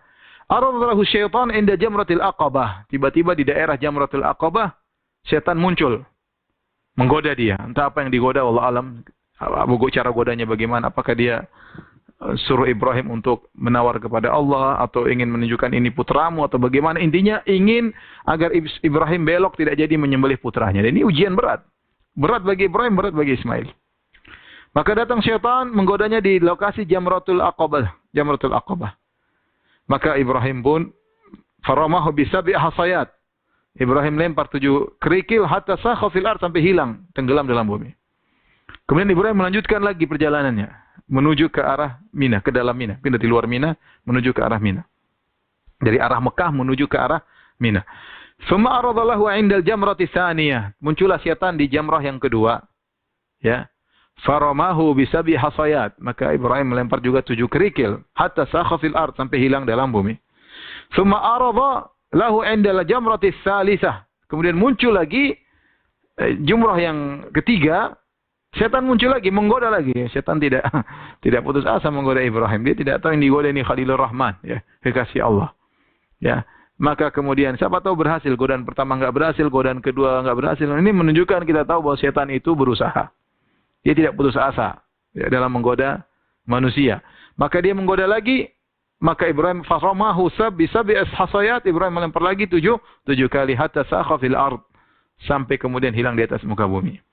Dari situ kemudian Ibnu Abbas mengomentari kisah ini. Ibnu Abbas berkata, "Syaitana tarjumun wa millata abikum tattabi'un." Kalian melempar syaitan sebagaimana Ibrahim melempar syaitan, dan kalian mengikuti agamanya Ibrahim alaihissalam. Oleh karena Ibrahim mengatakan, jika seorang melempar jamarat, memang tidak ada syaitan di situ, ya. Tidak ada syaitan di situ, ya. Tetapi dia harus menghadirkan bahwasanya dulu di sini Ibrahim digoda. Makanya kita melempar jamarat, kita mengatakan Allahu Akbar, Allah Maha Besar. Syaitan kecil, godaannya harus kita kalahkan. Gitu, harus kita kalahkan. Ingatnya tidak ada setan di situ. Jangan sampai seorang kemudian ngamuk, kemudian mana setan, kemudian lempar pakai sendal sebagian orang gitu, ya. Ambil batu besar lempar setannya, enggak ada, ya. Jangan sampai kita kesetanan tatkala ingin melempar setan, ya. Ya. Jadi tatkala kita melempar jamarat, kita ingat Ibrahim pernah digoda agar tidak menyembelih putranya. Dan setan menggoda berulang-ulang, ya. Jadi seorang jangan pede, kita enggak tahu kapan kita jatuh dalam genggaman syaitan. Waliyadzubillah. Maka seorang senantiasa berta'awuz kepada Allah Subhanahu wa taala. Bisa jadi sekarang dia lolos, imannya lebih kuat, bisa jadi minggu depan imannya jatuh, bisa jadi sebentar sore imannya jatuh, syaitan masuk menggodanya. Maka seorang jangan menghantarkan dirinya pada tempat-tempat yang bisa menjatuhkan dia dalam kubang kemaksiatan. Taib. Akhirnya godaan syaitan pun hilang. Ya. Kemudian Ibrahim pun menuju kepada putranya untuk disembelih. Taib. Kemudian Ismail sudah pasrah. Akhirnya Ibrahim, bagaimana proses penyembelihan? Ibrahim sudah siapkan pedang atau kapak yang tajam atau pisau yang tajam. Bagaimana cara menyembelihnya? Falamma aslama, tatkala keduanya berserah diri. Subhanallah, pasrah. Ibrahim pasrah, anak semata wayang akan meninggal. Ismail juga pasrah, ya. Masih masa remajanya harus selesai. Ya, harus selesai. Lagi senang-senangnya harus selesai. Aslama. Ini Islam yang benar-benar pasrah kepada perintah Allah Subhanahu wa taala. Tidak ada satupun protesan, enggak ada protes sama sekali, enggak ada. Pasrah tunduk, benar-benar iman mereka luar biasa. Wa tallahu lil jabin, dan Ibrahim membaringkan anaknya di atas pelipisnya. Ya. Jadi ditaruhkan pelipisnya begini, Ibrahim dari belakang, ya. Ya, atau dibalikkan wajah kepala anaknya supaya apa? Supaya jadi kepalanya Ismail dibalikkan jadi di pelipis mungkin menghadap sana, Ismail dari belakang ingin menyembelih. Dalam rangka apa? Dalam rangka Ibrahim tidak ingin melihat anaknya, wajah anaknya tatkala disembelih. Ini suatu penderitaan bagaimana seorang menyembelih anaknya, lihat wajah anaknya kesakitan. Yang kedua, dia tidak ingin Ismail melihat pisau yang dia gunakan untuk menyembelih. Kata para ulama bahwasanya seorang kalau bisa mengerjakan perintah Allah dengan menghilangkan segala rintangan lebih bagus. Ya, tidak usah sengaja untuk mencari kesusahan, tidak. Ya, tidak. Makanya Ibrahim mengatur, ya, jadi Ismail diletakkan dibalik agar dia tidak melihat wajah anaknya ketika disembelih, dan Ismail agar tidak melihat pisaunya yang tajam. Tatkala Ibrahim ingin menyembelih, ya, tiba-tiba wa nadainahu an ya Ibrahim qad saddaqta ar-ru'ya inna kadzalika najzil muhsinin. Kami panggillah dia, wahai Ibrahim, sungguhnya engkau telah membenarkan mimpi itu, yaitu engkau telah menjalankan perintahku. Sungguhnya demikianlah kami beri balasan kepada orang-orang yang berbuat baik. Ya. Kata Allah, inna hadza lahuwal bala'ul mubin. Sungguh ini merupakan ujian yang nyata. Ya, wa fadainahu bidzibhin azim, dan kami tebus anak tersebut dengan seekor sembelihan yang besar. Akhirnya ada kambing yang datang diutus oleh Allah untuk itu yang disembelih. Ismail tidak jadi disembelih. Ismail tidak disembelih. Tapi perhatikan di sini. Ya, kata Allah, inna hadza lahuwal bala'ul mubin. Ini adalah ujian yang nyata, ya. Jadi kita tahu bahwasanya orang beriman pasti diuji. Ini sudah jelas. Semakin tinggi keimanannya, semakin tinggi ujiannya. Dan saya sering sampaikan berkata Ibnu Qayyim rahimahullah taala bahwasanya datangnya ujian, datangnya musibah itu tidak mendatangkan pahala secara langsung, tetapi pahala dilihat dari bagaimana sikap kita menghadapi musibah tersebut. Bagaimana sikap kita menghadapi musibah tersebut, ya. Kalau kita menghadapi musibah tersebut dengan kesabaran, dengan tawakal kepada Allah Subhanahu wa taala, dapat pahala. Adapun seorang dapat musibah tapi dia tidak sabar, dia mencak-mencak, dia marah-marah, protes kebagusan Allah, maka dia tidak dapat pahala. Tidak dapat pahala. Semua orang diberi ujian, orang beriman, orang kafir juga dapat ujian. Tapi kapan kita dapat pahala? Kalau kita menjikapi ujian tersebut dengan penuh kesabaran. Dan perhatikan di sini, ya, Allah memberikan pertolongan kepada Ibrahim di puncak-puncak kesusahan. Ya, di puncak-puncak apa? Kesusahan. Begitu dia mau sembelih, baru Allah kasih pertolongan. Wa may yattaqillaha ja'ala makhraja. Barang siapa bertakwa kepada Allah, berikan solusi. Terkadang solusi tersebut tidak datang dengan segera karena Allah sedang menguji. Allah ingin lihat bagaimana sikap hambanya sebagaimana Ibrahim. Allah ingin lihat apakah Ibrahim benar-benar menjalankan, tatkala sudah terbukti dia akan menjalankan, Allah kasih pertolongan. Ya, lihat bagaimana kisah Yakub alaihissalam. Dan kita bahas tentang masalah Nabi Yusuf alaihissalam. Ketika Yusuf hilang, dia berdoa Yusuf enggak kembali-kembali. Kemudian Binyamin juga ditahan. Kemudian belum kembali lagi. Kemudian terakhir kakaknya juga ditahan 3 orang. Tatkala itu, ya, malah Yakub sangat percaya kepada pertolongan Allah Subhanahu wa taala. Kata Yakub alaihissalam, ya bani yadhhabu fatahassasu min rauhillah wa la tayasu min rauhillah. Fatahassasu min Yusuf wa akhihi wa la tayasu min rauhillah. Innahu la yayasu min rauhillah illa al-qaumul kafirun. Dia mengatakan, wahai, ya, anak-anakku, pergilah kalian cari kabar tentang Yusuf dan saudaranya. Jangan putus asa dengan rahmat Allah. Sungguhnya yang putus asa rahmat Allah hanyalah orang kafir. Saat itulah maka Allah beri pertolongan ketemu dengan Nabi Yusuf alaihissalam. Setelah di puncak ujian. Dari Yusuf pertama hilang, nangis terus. Yakub alaihissalam. Kemudian anak kedua juga tertahan, Binyamin. Anak ketiga tertahan. Tatkala sudah puncak tiga-tiganya ditahan, baru Allah kasih pertolongan. Oleh karena seorang senantiasa husnudzon kepada Allah Subhanahu wa taala, ingat Allah sedang mengujinya. Kita tidak ada yang ingin diuji. Saya juga tidak ingin diuji, tapi ujian itu sudah kepastian. Kita enggak ingin diuji, tapi Allah kasih ujian. Kenapa? Karena banyak dosa kita yang belum kita tidak istighfar, kita tidak minta maaf, mungkin kita istighfar belum diampuni. Ya. Maka seorang jangan pede dengan apa yang iman yang dia miliki, ya.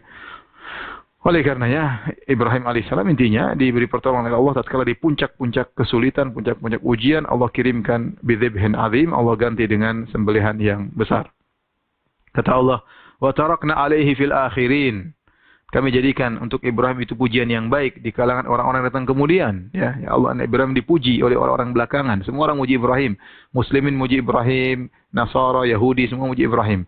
Salamun ala Ibrahim, keselamatan bagi Ibrahim. Kadzalika najzil muhsinin. Demikianlah kami beri balasan kepada orang yang berbuat ihsan. Innahu min ibadinal mu'minin. Sungguhnya Ibrahim termasuk dari hamba kami yang beriman. Wa basyarnahu bi Ishaqa nabiyyan minas salihin.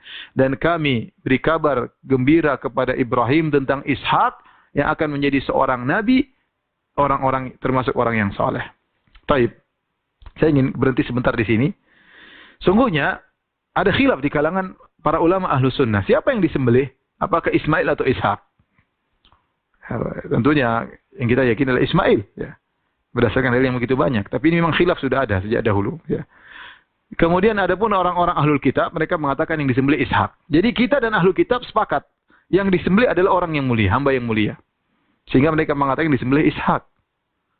Kita kebanyakan ahlus sunnah mengatakan enggak, Ismail. Dan itu sudah perkara yang dipercaya oleh kebanyakan kaum muslimin saat ini. Mengatakan yang disembelih adalah Ismail, bukan Ishak. Adapun dalil yang menunjukkan bahwasanya yang disembelih adalah Ismail, ya, bahwasanya Ismail tinggal di Mekah, sementara kejadian penyembelihan di Mekah. Ishak tidak di Mekah. Yang pertama. Jadi yang lebih tepat adalah Ismail. Yang kedua, seperti firman Allah, "Wa basyarnahu bi Ishaqa nabiyyan minas salihin." Kami beri kabar gembira kepada Ibrahim tentang Ishak yang akan menjadi seorang nabi, ya. Kalau ternyata Ishak yang disembelih masih remaja, seakan-akan kabar gembira tersebut enggak ada faedahnya. Karena Allah mengatakan wa basyarnahu bi Ishaqa nabiyyan. Kami beri kabar gembira kepada Ibrahim bahwasanya Ishak akan menjadi nabi. Nah, kalau ternyata Ishak mau disembelih sejak masih remaja, terus ya apa fungsinya Allah kasih kabar gembira dia akan menjadi nabi. Kemudian juga dalam ayat yang lain dalam surat Hud, ya. Kata Allah, "Basyarnaha bi Ishaqa wa min wara'i Ishaqa Yaqub." Kata Allah, kami beri kabar gembira kepada Sarah tentang anaknya, dia akan punya anak namanya Ishak, dan setelah itu Ishak akan punya anak namanya Yaqub.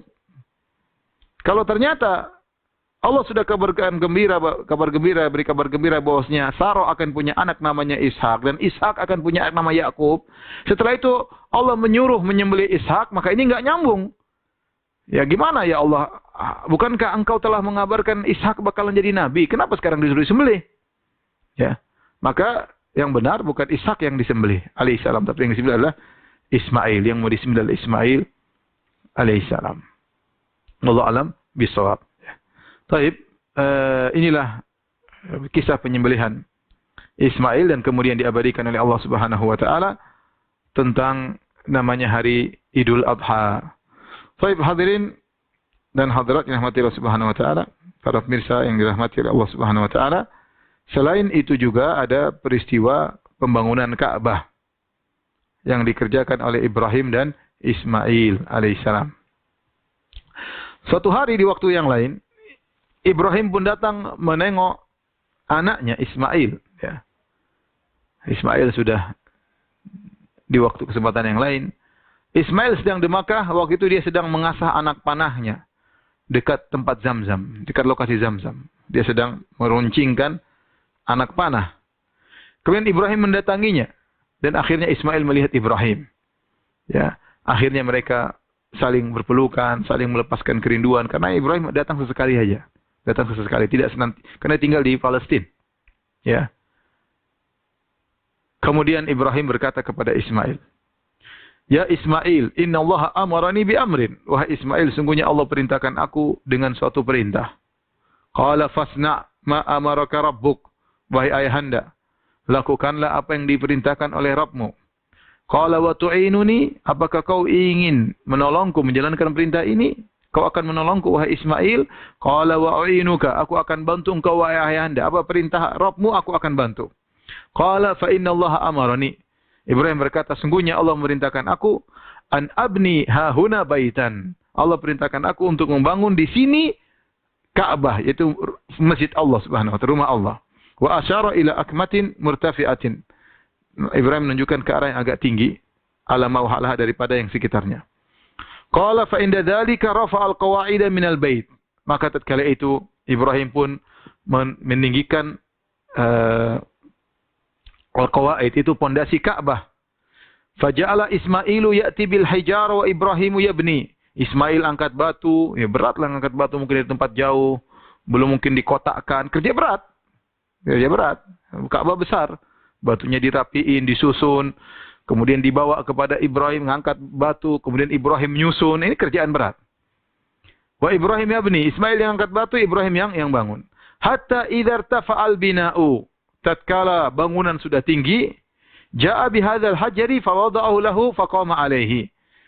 Karena Ka'bah harus tinggi, sementara Ibrahim sudah tidak sampai lagi tinggi, maka dia butuh pijakan untuk membangun Ka'bah tersebut. Nah, pijakan itu adalah maqam Ibrahim. Maqam Ibrahim, ya. Jadi kalau saya mau kasih ilustrasi, ya. Jadi misalnya ini Ka'bah, ya. Ka'bah dulu konon bentuknya seperti huruf D kapital, tapi kita anggap saja bentuknya kotak, ya. Jadi tatkala Ka'bah sudah mau ditinggikan lagi, sementara Ibrahim tingginya tidak sampai bisa mengangkat Ka'bah, maka dibawalah namanya maqam. Maqam ini tempat pijakan.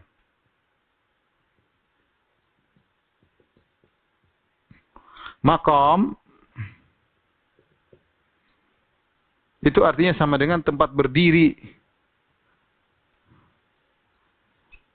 Bukan makam, ya, bukan makam. Orang salah paham dikira makam Ibrahim kuburannya Ibrahim, salah, enggak. Makam itu tempat berpijaknya Ibrahim. Ibrahim naik di sini agar bisa nyusun bata di atas. Bukan nyusun bata, nyusun batu. Jadi Ismail offer ke Ibrahim, Ibrahim taruh batu di atas. Kata Ibnu Katsir rahimahullah, maka ini makam Ibrahim tentunya letaknya nempel. Ini nempel. Asalnya nempel. Nempel dengan Ka'bah. Karena kalau jauh berarti Ibrahim harus lempar-lempar Ka'bah. Enggak, seperti orang main basket, tidak. Tapi dia dekat nempel sehingga dia bisa nyusun. Nempel dia bisa nyusun. Kemudian, tatkala dia menyusun, konsekuensinya, kata Ibnu Katsir, berarti makam Ibrahim ini berputar. Karena pindah batu, kemudian pindah lagi, nyusun lagi. Setelahnya mengambil batu dari Ismail, nyusun lagi, kemudian pindah lagi. Terus putar-putar sampai balik kembali ke sini. Saya balik ke sini. Oleh karenanya kata Ibnu Katsir, makanya setelah kita tawaf, kita disunahkan untuk sholat di makam Ibrahim. Wattakhidhu min maqami Ibrahim musalla. Jadikanlah makam Ibrahim sebagai tempat salat. Untuk mengingat bahwasanya Ibrahim putar ini waktu bangun apa? Meninggikan Ka'bah. Ibrahim mutar waktu meninggikan Ka'bah. Jadi itulah makam Ibrahim. Jadi makam Ibrahim dahulu nempel dengan Ka'bah. Tetapi di zaman Umar bin Khattab radhiyallahu anhu, tatkala orang tawaf, ini makam Ibrahim nempel menghalangi tawaf. Jadi dulu kan mutawifin atau taifin sedikit. Taifin orang yang tawaf cuma sedikit. Jadi kalau sini harus belok begini. Jadi kalau jalan harus belok, muter gini. Setiap jalan harus muter begini karena melewati makam Ibrahim. Dulu sedikit. Akhirnya dengan istihad Umar dimundurin. Dimundurin seperti tempat sekarang. Jadi dimundurin ke belakang. Ya, dimundurin ke belakang. Ya. Dahulu bekas makam Ibrahim ini masih ada dulu. Di zaman Qatadah masih dilihat bekas-bekasnya di zaman tabi'in, tapi yang sekarang itu bukan, itu cuma buatan aja ya. Ya yang benar bahwasanya sudah hilang asarnya. Di zaman dahulu masih kelihatan, tapi sekarang sudah enggak ada. Sudah dibuat aja cetakan ya. Makanya kelihatan besar kaki Ibrahim, besar kayak gitu. Enggak, itu cuma cetakan. Dulu masih ada, tapi sekarang itu cuma cetakan aja ya. Wallahu a'lam bishawab. Inilah proses pembangunan Ka'bah yang Allah abadikan dalam Al-Qur'an.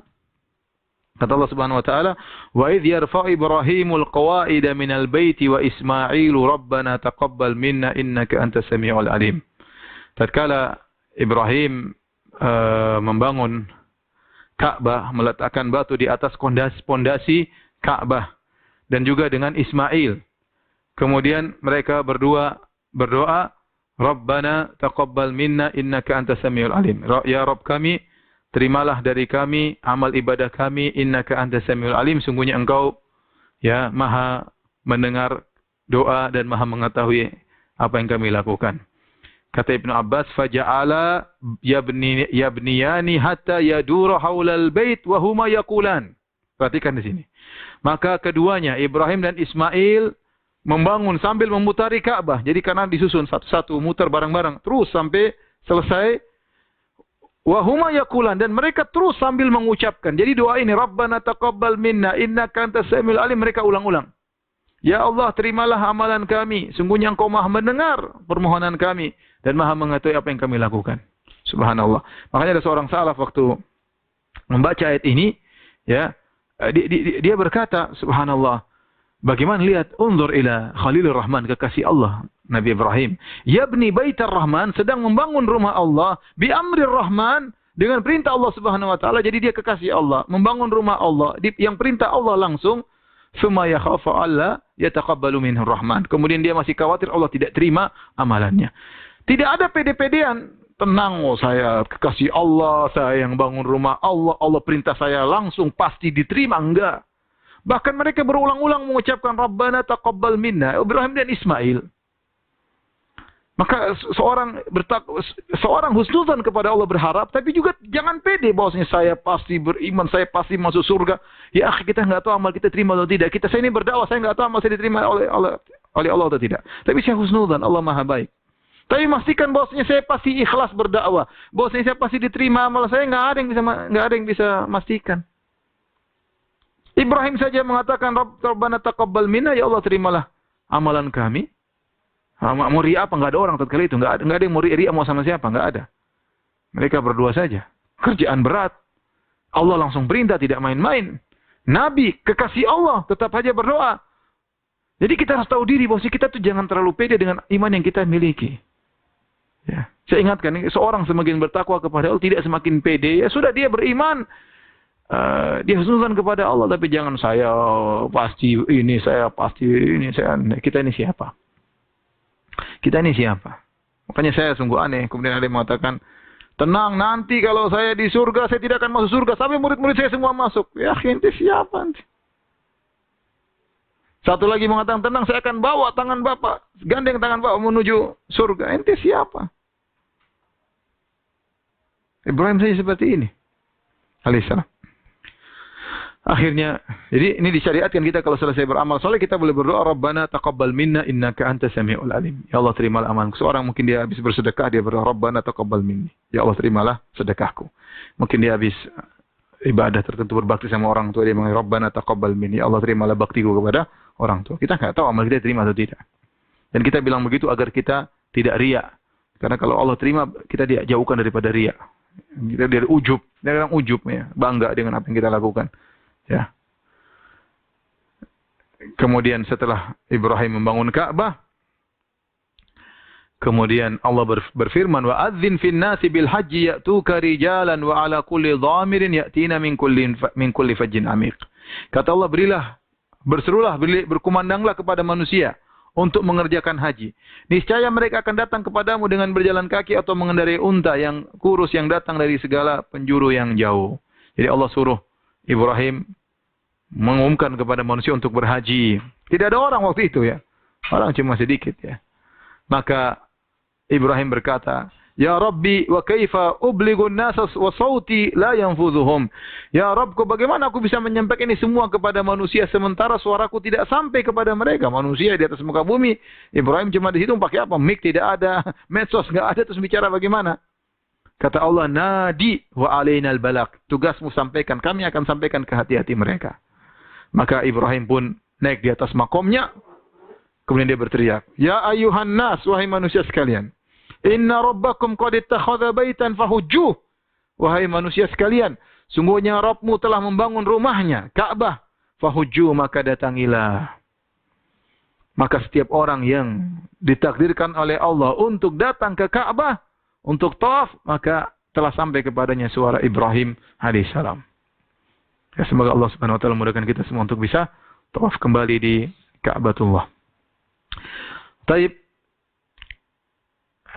hadirin dan hadirat yang Allah Subhanahu wa taala, kemudian Ibrahim setelah bangun Ka'bah dengan Ismail, dia pun pulang. Akhirnya yang berdakwah di kota Makkah adalah Ismail alaihissalam. Ismail menikah dengan wanita dari suku Jurhum, kemudian dia beranak pinak, ya. Kemudian kisah selanjutnya setelah Ismail alaihissalam meninggal dunia, ternyata kemudian suku istrinya, suku Jurhum, akhirnya menguasai Ka'bah. Kemudian anak-anak Ismail tidak diperdulikan, tercerai-berai, ya, kemudian berganti dengan pimpinan lain, kemudian Jurhum melakukan kerusakan di Ka'bah sampai ada yang berzina di Ka'bah, ya, kemudian dirubah jadi patung oleh Allah Subhanahu wa taala, jadi banyak kerusakan, ya. Sampai akhirnya muncullah seorang bernama Qusay bin Kilab, ya, salah seorang dari keturunan Nabi Ismail alaihissalam. Dialah kakek Nabi sallallahu alaihi wasallam yang keberapa, yang kelima atau yang keenam, ya, baru dia mengumpulkan lagi anak-anak Ismail yang tercerai-berai. Semua keturunan Ismail dikumpulkan Quraisy, kemudian mereka pun menyerang dan menguasai kembali kota Mekah yang telah direbut kekuasaannya oleh orang-orang selain mereka. Demikian saja, ya, para pemirsa yang dirahmati oleh Allah Subhanahu wa taala. Kita selesai dari kisah Nabi Ismail alaihissalam. Insyaallah kita akan lanjutkan besok dengan kisah Nabi Lut alaihissalam. Kurang lebihnya saya mohon maaf. Subhanakallah bihamdik asyhadu an la ilaha illa anta astaghfiruka wa atubu ilaik. Assalamualaikum warahmatullahi wabarakatuh.